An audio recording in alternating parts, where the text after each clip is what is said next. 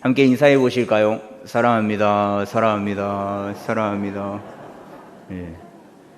3주 만에 하니까 굉장히 어색합니다. 그래요. 제 부모님 어린 시절에는 서리를 많이 했다고 들었습니다. 서리가 뭔 줄 다 아시죠? 이제 배고픈 허기를 채우기 위해서 각종 과일 혹은 채소, 곡식 등을 이렇게 슬쩍 해서 배를 채우는 그 일들. 근데 국어 사전에서는 그 일을 일종의 장난이다라고 말하고 있거든요. 그래서 서리를 하다가도 걸리면 전에는 주인들이 용서를 해줬습니다. 그렇게 배가 고팠냐? 배고프면 이것마저 먹어라. 그렇게 더 내어주는 주인도 있었다고 하고, 이렇게 서리를 하는 것을 바라보고 있어도 눈 감아주는 주인도 덜어 있었다라고 하더라고요. 근데 장난도 심하면 범죄죠. 그렇게 심하게 서리하다 걸리면 결국에는 수갑을 차기도 했었습니다. 인터넷에 서리괴담이라는 글이 있어 소개를 하는데요. 어느 농촌에 농업으로 또 수박 농사로 열심히 일을 하는 농부가 있었습니다. 그런데 근심이 하나 있었는데 그 근심은 매일같이 잘 익은 수박만 한 통씩 사라지는 것이었습니다. 그래서 곰곰이 생각하다가 꾀를 내어낸 게 편말을 만들어 가지고 그 편말에 이렇게 적어 놓았습니다. 여기 있는 수박 중 하나에 청산가리를 넣어 두었다. 청산가리 아시죠? 먹으면 그렇게 몸에 좋은 게 아니고 먹으면 이렇게 생명이 다하는 그것 농약이죠. 그렇게 편말을 박아두고 다음날 수박을 확인해 봤더니 수박이 그대로였습니다. 너무 기분이 좋아서 너무 좋다. 진작 쓸 걸 그랬다. 그러고 나서 편말을 이렇게 보았는데 그 편말에 한 줄이 더 추가되었습니다. 지금은 2개. 이해를 못 하시는군요. 진짜 누군가 그 서리하는 사람이 청산가리를 넣고 지금은 2개. 그래요.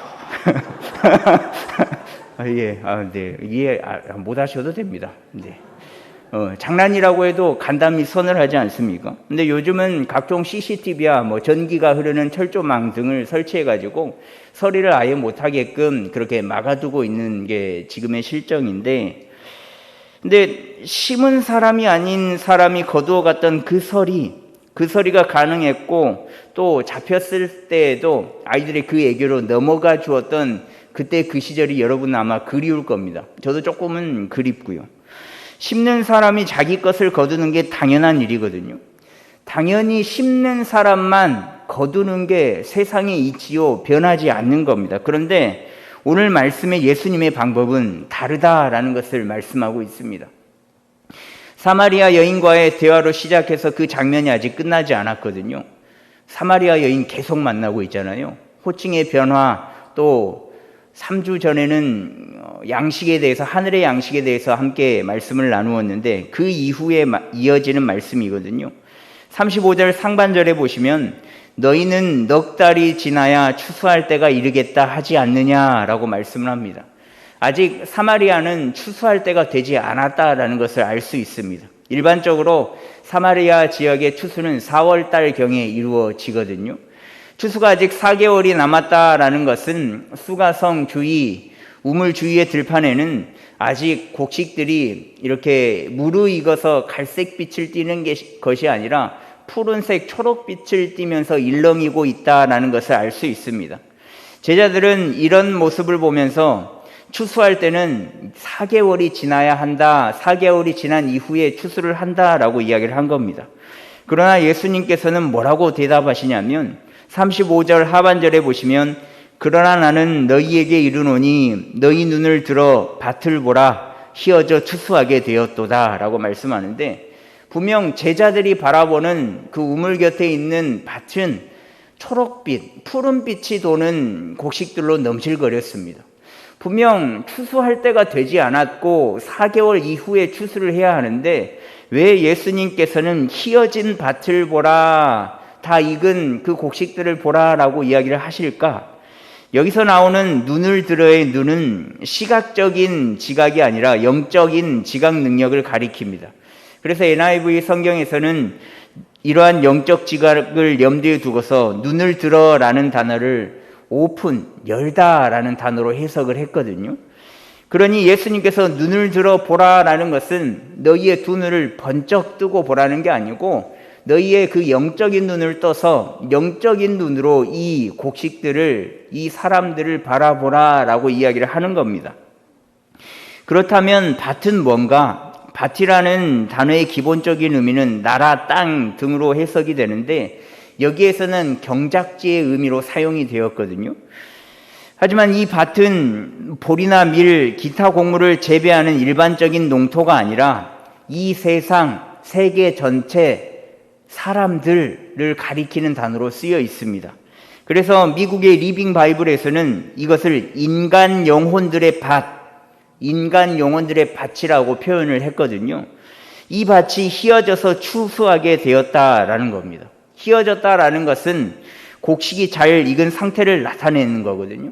그러니까 예수님께서 야 너희들의 영적인 눈을 뜨고 바라봐. 즉 곡식들이 휘어져서 사마리아 지역의 영혼의 추수기가 되어서 이제는 거둘 때야 라는 의미로 예수님께서 말씀을 하신 겁니다. 서금에서 나와서 예수님께로 오는 사마리아 사람들의 영혼들에 휘어져서 이제는 추수하게 된 곡식에 이르렀다라는 의미거든요. 예수님께서 이어서 말씀하시기를 36절에 보시면 거두는 자가 이미 삭도 받고 영생에 이르는 열매를 모으나니 이는 뿌리는 자와 거두는 자가 함께 즐거워하게 하려 함이라 라고 말씀을 하는데 거두는 자는 이미 삭을 받았답니다. 이 삭은 영혼 구원으로 볼 수 있고요. 더 나아가서 영혼 구원을 확신함에 오는 영적 기쁨이거든요. 그러나 거두는 자는 거둠을 통해서 즉시 그 영적인 기쁨을 누린다라는 겁니다. 그러면 거두는 자가 누가 될까? 거두는 자는 바로 예수님을 구주로 시인하는 우리입니다. 우리. 예수님을 믿는 우리입니다. 죄에서 죽을 수밖에 없는 나를 대신 죄를 사하여 주시고 다시금 새로운 생명으로 살아가게끔 해주신 그 예수님을 믿는 우리. 그렇기 때문에 우리는 반드시 거두어야만 하거든요. 구원을 얻은 주님의 백성임을 확신한다면 거두는 자로서의 책임과 의무를 기억하고 반드시 우리도 거두어야 한다라는 겁니다. 또 이것은 영생에 이르는 열매를 모으는 일이니 반드시 거두어서 즐거움을 맛보아야 하거든요. 짧은 우리의 인생 가운데 오늘 말씀에 거두는 자가 되어서 많은 영혼을 거두고 많은 영혼의 그 열매를 거두는 즐거움이 있는 우리의 믿음과 삶이 되었으면 좋겠습니다. 거두는 자와 뿌리는 자의 열매를 거둠으로 해서 함께 즐거워할 수 있는데요.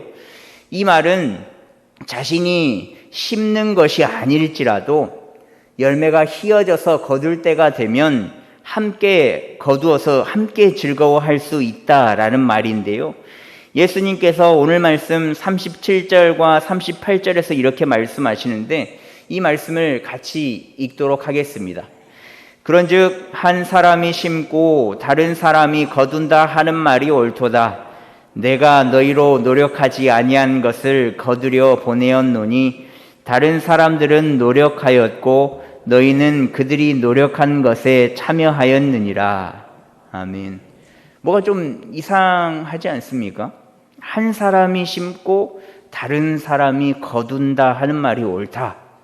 그러니까 예를 들면 다른 집사님이 심고 자라게 하고 열매를 맺었는데 열매가 맺었을 때 제가 가서 갖고 가버린다라는 거죠. 이해가 되십니까?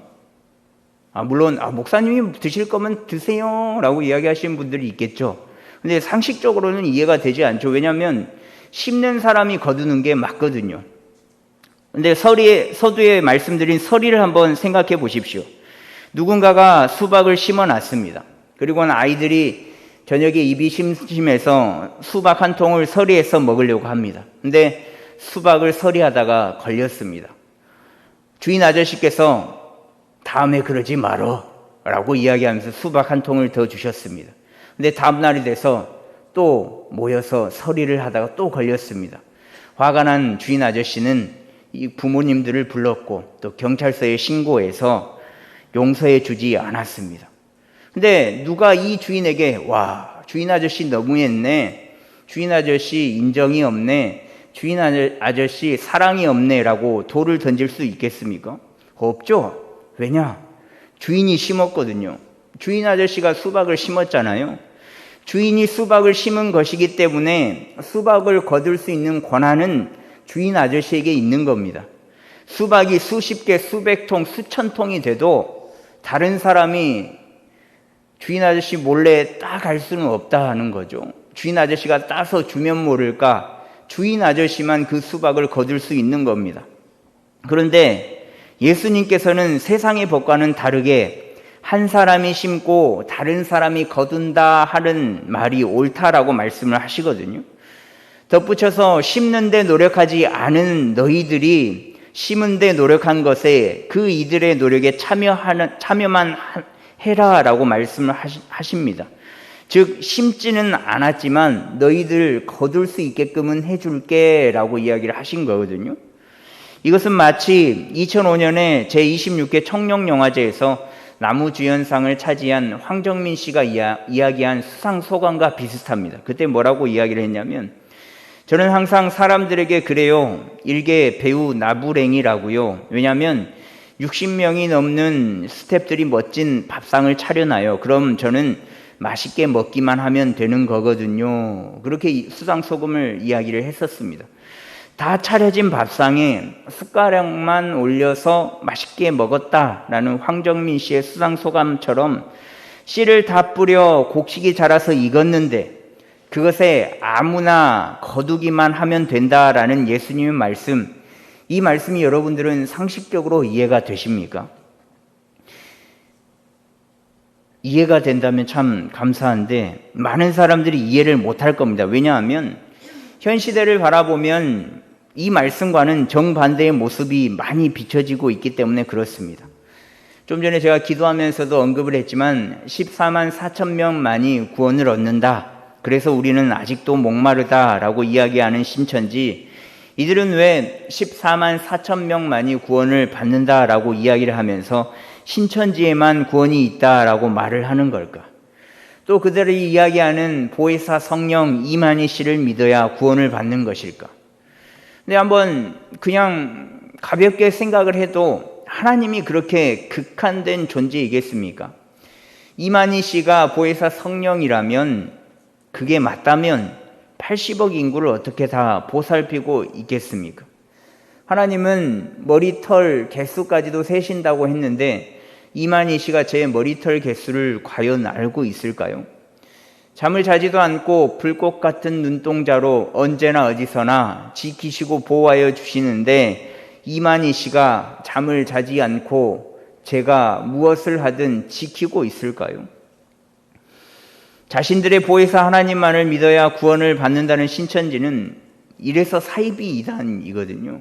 그래서 조금만 생각을 해보면 이상하다, 잘못됐다라는 것을 깨달을 수 있을 텐데 참으로 안타깝습니다. 그런데 기성교회들도 이런 사이비 종교를 닮아가는 것 같아서 굉장히 안타까운데 이런 말을 들어보셨을 겁니다. 교회가 편의점보다 많다. 2018년 통계청 통계가 가장 최근 자료인데요. 자료에 의하면 편의점은 42,820군데입니다. 교회는 56,879곳.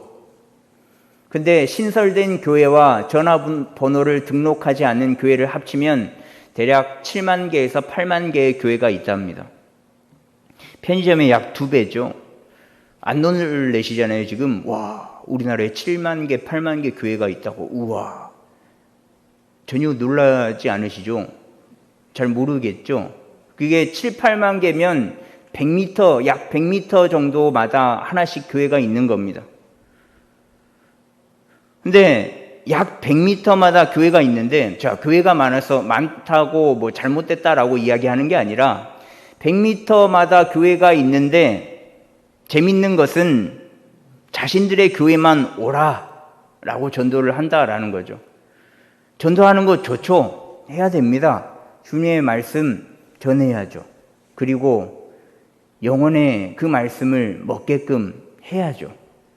근데 하나님의 복음을 들고 땅끝까지 전도해야 하는 것이 우리의 사명이 맞습니다. 그러나 굳이 꼭 내가 다니는 교회만 나와야 하는 것이 전도이겠습니까? 주님께서는 복음을 전하라고 했지 전도하는 이의 교회에, 그 교회에 꼭 나오라고는 말씀하시지 않았습니다. 금오교회에 계시는 하나님이 다른 교회는 없을까요? 금오교회에 계시는 하나님이 다른 교회는 안 계실까요? 또 성도 수가 1000명, 10,000명 되는 교회에 계시는 하나님이 성도 수가 10명, 20명 되는 작은 교회는 안 계실까요? 하나님은 모든 교회에 계십니다. 또 모든 교회는 그 한 분 하나님을 믿는 거고요. 그런데 왜 각 교회들은 우리 교회가 진짜라고, 우리 교회에 와야 된다고, 자신의 교회를 나와야 한다고 이야기를 할까요? 이것이 보혜사 성령인 이만희 씨를 믿고 14만 4천 명만이 구원을 받는다고 이야기하는 신천지와 무슨 차이가 있겠습니까? 각자 교회들이 다른 하나님을 섬기고 믿고 있는 것은, 믿고 있는 것 같은 이 불편한 진실은 분명히 사라져야만 하는 모습이거든요. 하나님께서는 모든 교회에 계시고 역사하시기 때문에 그렇습니다.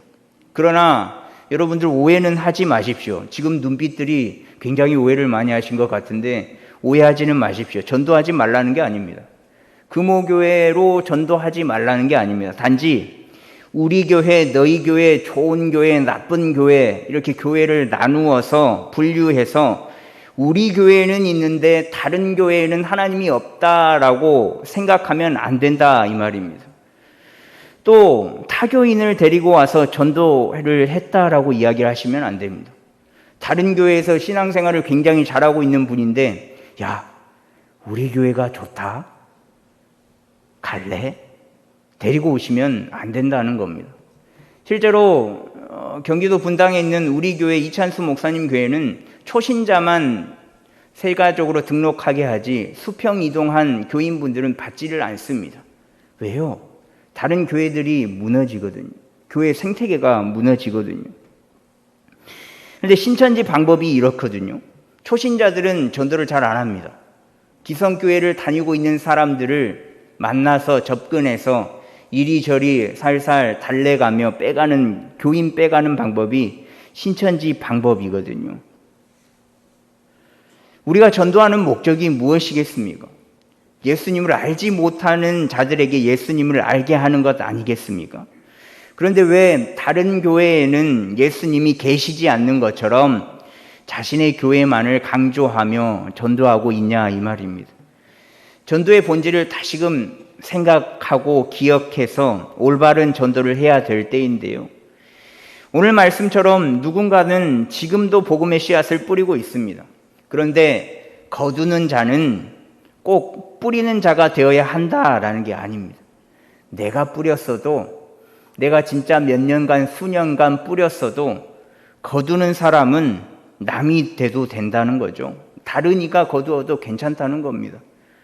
꼭 내가 뿌리고 내가 거두지 않아도 또 남이 뿌리고 내가 거둬도 괜찮고 내가 뿌려도 남이 거둬도 괜찮다라는 겁니다. 이게 예수님께서 말씀하시는 전도거든요. 복음의 씨앗을 널리 뿌리십시오. 진짜 예수님에 미친 사람처럼 그렇게 열정적으로 뿌리십시오. 그리고 그것을 거두는 것에는 그렇게 집착하시지 않으셔도 됩니다. 내가 아니면 다른 누군가가 거둘 수 있거든요. 내가 아닌 누군가가 거두어 드린다면 그 복음의 씨앗을 뿌린 것은 성공적인 전도이지 않겠습니까? 더불어서 씨앗을 뿌릴 때에는 반드시 삶의 모습으로 씨앗을 뿌리면 좋겠습니다. 물론 말로 복음을 전하는 것도 굉장히 중요한데 거기에 더하여서 삶으로 씨앗을 뿌린다면 정말 효과적인 전도가 될 수 있거든요. 예수님을 믿는 사람의 그 삶이 엉망진창인데 예수 믿고 구원받아라, 예수 믿으면 복 받는다, 교회에 나오면 문제가 해결된다, 예수님 믿어라, 천국 가자라고 이야기를 한다면 그 사람이, 전도하는 그 사람의 삶의 모습을 보고 교회에 나오겠습니까? 저 같으면 안 갑니다. 에라이, 안 갑니다. 예를 들어볼까요? 제가 목사잖아요. 제가 목사인데 광명동을 돌아다니면서 가래침을 퇴, 그것도 엄청 큰 소리로 퇴 하면서 돌아다니면서 저녁만 되면 술에 취해서 고성방가의 싸움에, 그런데 여러분들이 제 설교를 들으시겠어요? 물론 그러면 목사로 뽑지도 않았겠죠. 제가 그 다음날에 권사님 신방 가셔야죠 라고 하면 신방 가시겠습니까? 제가 기도해 드릴게요 라고 하면 기도를 받으시겠습니까? 안 하죠. 설교도 안 듣고 신방도 안 받고 기도도 안 받을 겁니다. 당연한 거죠. 삶이 엉망진창인데요. 근데 여러분도 동의를 하거든요. 목사만 예수님을 믿는 게 아니잖아요. 그죠? 여러분들도 예수님을 믿으시잖아요. 예수님을 믿는 사람이 엉망진창인 삶을 살아가고 있는데, 전도 대상자가 굳이 저 사람의 모습을 보면서 야, 예수님 믿고 싶다라고 생각을 해서 전도 당하겠습니까? 안 믿고 싶겠죠. 그러니 전도는 복음의 씨앗을 뿌리시고 행동으로 물을 주시고 기도로 걸음을 주어야만 합니다. 더 나아가서 그 씨앗이 자라고 열매를 맺어 거두는 것에 대한 집착은 버리시고 하나님께 전적으로 의지를 해야 합니다. 하나님, 제가 복음의 씨앗을 뿌렸는데 자라게 해 주시고 제가 아니더라도 누군가의 손에 의해서 반드시 열매가 맺게 하여 주시라고, 그 사람이 예수님을 인격적으로 만날 수 있도록 도와주시라고, 어느 교회를 가든 신앙생활을 잘 할 수 있도록 도와주시라고 그렇게 기도하시면 됩니다. 꼭 내가 아니더라도 때가 되면 다른 일을 통해서라도 거둘 수 있으니까, 야, 내가 심었으니까 내가 꼭 거둬야 돼 라는 그 집착은 버리셨으면 좋겠습니다. 그래야만 진정한 열매를 거둘 수 있거든요. 그런즉 한 사람이 심고 다른 사람이 거둔다 하는 말이 옳도다 라고 말씀하신 예수님처럼 진정한 복음 전파에 힘쓰는 우리가 되면 좋겠습니다. 다수의 한국교회가 보여주지 못하고 하지 못하는 그 모습을 금호교회가 보여주었으면 좋겠습니다. 우리가 하면 되잖아요. 우리가 보여주면 되잖아요. 이기주의와 물량주의가 팽배한 교회 속에서도 한 줄기의 빛이 되는 교회가 이 금호교회가 되면 좋겠습니다. 그 중심에 이곳에서 예배하는 우리가 있으면 좋겠습니다. 또 포기하지 않으시면 좋겠습니다. 신방을 하거나 혹 헌금봉투의 기도 제목을 보면 늘 가족 구원을 위하여서 기도 제목을 말씀을 하시고 써서 내시거든요. 가족 구성원들이 함께 믿으면 좋겠다, 함께 구원을 받으면 좋겠다, 믿기를 원하는 기도를 말씀을 하시는데, 제가 몇 년 동안 그렇게 기도를 했어요. 10년이 지났습니다. 죽기 전에는 믿을지 모르겠어요 라고 말씀들을 하시는데, 그래도 포기하지 않으셔야만 합니다. 왜냐하면 내가 씨를 뿌렸잖아요. 그게 수년, 수십 년, 수많은 세월들이 지났는데 언젠가는 내가 아니더라도 타인을 통해서 거둘 수 있는 거거든요. 여러분들이 가족을 위해서 기도하고 씨를 뿌리고 물을 주고 거름을 주고 잘 자라게 해도 여러분들이 거두지 못할 수도 있습니다. 그러나 하나님의 때가 이르면 타인을 통해서도 그 열매는 반드시 거두어질 수 있다라는 것을 오늘 말씀을 통해 깨달으셔서 절대 가족의 구원을 위하여서, 또 내 지인의 구원을 위하여서, 친인척의 구원을 위하여서 포기하지 않는 저와 여러분들이 되면 좋겠습니다. 그렇게 그러한 마음과 믿음을 가지고 늘 복음의 씨앗을 뿌리되 거두는 것에 집착하지 않고 온전히 뿌리는 것에 더 열정적으로 최선을 다하며, 또 거두어 드릴 수 있으면 타인이 뿌려놓은 것에도 거두어 드리는 저와 여러분들이 되기를 간절히 소망합니다.